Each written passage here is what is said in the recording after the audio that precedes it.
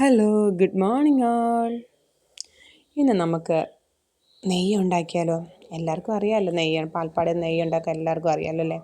എന്നാലും പക്ഷേ എപ്പോഴും പറയുന്നുണ്ട്, എല്ലാവരും എപ്പോഴും പറയും ഈ നെയ്യ് ഉണ്ടാക്കുമ്പോൾ ഒരു സ്മെല്ല് വരും. നമ്മൾ വീട് നിറച്ച് നെയ്യ് ഉണ്ടാക്കുന്ന എല്ലാ അയൽക്കാർക്കും എല്ലാവർക്കും മനസ്സിലാവും നമ്മുടെ വീട്ടിൽ നെയ്യ് ഉണ്ടാക്കുന്നു. അതുപോലെ ഇതിൻ്റെ സ്മെല്ല് നല്ല ആ മണമുണ്ടല്ലോ, ഇങ്ങനെ സ്പ്രെഡ് ചെയ്യും. അപ്പോൾ ആ സ്മെല്ല് അങ്ങനെ സ്പ്രെഡ് ചെയ്യിക്കാനുള്ള രണ്ട് പോംവഴികളാണ് ഞാൻ പറഞ്ഞുതരുന്നത്. ഒന്നാമത്തത്, നമ്മൾ ഈ പാൽപ്പാട എടുത്ത് മാറ്റി വയ്ക്കും. അത് നേരെ നമ്മൾ അത്യാവശ്യം വലിയ കുപ്പിയാണ് ഞാൻ വയ്ക്കുന്നത്. അത് ഞാൻ നേരെ ഫ്രീസറിലോട്ട് വയ്ക്കുന്നത്. എന്നും ഡെയിലി പാല് കാച്ചും, അതിൽ നിന്ന് പാൽപ്പാട മാറ്റി ഫ്രീസറിലോട്ട് മാറ്റി വയ്ക്കും. അതാണ് ഒന്നാമത്തെ ടിപ്പ്. പിന്നെ ബാക്കി നമ്മൾ നോർമലായിട്ട് എല്ലാവർക്കും അറിയാം. നമ്മൾ ഇതെല്ലാം മിക്സിയിട്ട് അരച്ചെടുത്തതിന് ശേഷം നമ്മൾ ഇത് നന്നായിട്ട് വാഷ് ചെയ്തെടുക്കണം. ഈ വെണ്ണ ഈ കിട്ടുന്ന സാധനം ഉണ്ടല്ലോ, ഞാനത് നല്ല ക്ലീനായിട്ട് കിട്ടാൻ വേണ്ടി ഞാൻ ഐസ് ക്യൂബ്സ് കൂടെ ഇട്ടാണ് ഇത് നന്നായിട്ട് വാഷ് ചെയ്തത്. അപ്പോൾ അതിൻ്റെ പാലിൻ്റെ മണവും അതെല്ലാം അങ്ങ് മാറും.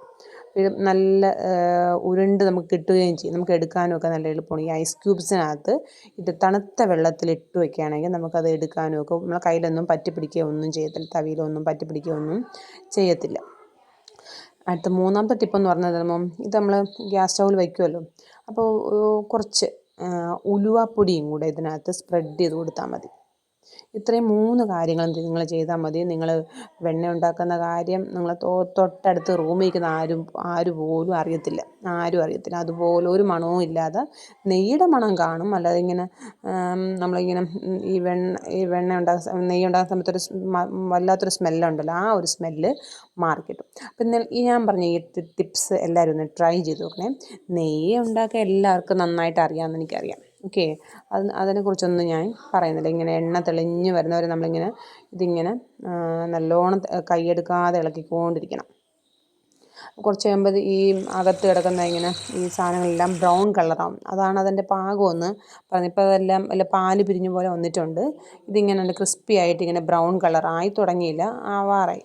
അതാകുന്നത് വരെ ഇപ്പോൾ ഏകദേശമൊക്കെ ബ്രൗൺ കളറായി തുടങ്ങി. ഇനി നമുക്ക് പതുക്കെ തീ അങ്ങ് ഓഫ് ചെയ്ത് വയ്ക്കാം. എന്നിട്ട് നമുക്ക് ഞാൻ സ്ഥിരം വയ്ക്കുന്ന ഒരു നെയ്യ് ഞാൻ ഉണ്ടാക്കിയിട്ട് സ്ഥിരം വയ്ക്കുന്ന ഒരു ഭരണിയുണ്ട് എനിക്ക്. അതിനകത്ത് തന്നെയാണ് ഞാൻ നെയ്യ് ഒഴിച്ച് വയ്ക്കുന്നത്. അപ്പോൾ ചൂടാറിയ ശേഷം തീയെല്ലാം ഓഫ് ചെയ്തിട്ട് ചൂടാറണം. നന്നായിട്ട് ചൂടാറിയ ശേഷം ഞാൻ സ്ഥിരം ഇതിനകത്താണ് വയ്ക്കുന്നത് കേട്ടോ. അതിനകത്തോട്ട് അരിച്ചൊഴിക്കാം. ഓക്കെ, അത്രയേ ഉള്ളൂ ഇന്നത്തെ വീഡിയോ. Okay, thank you.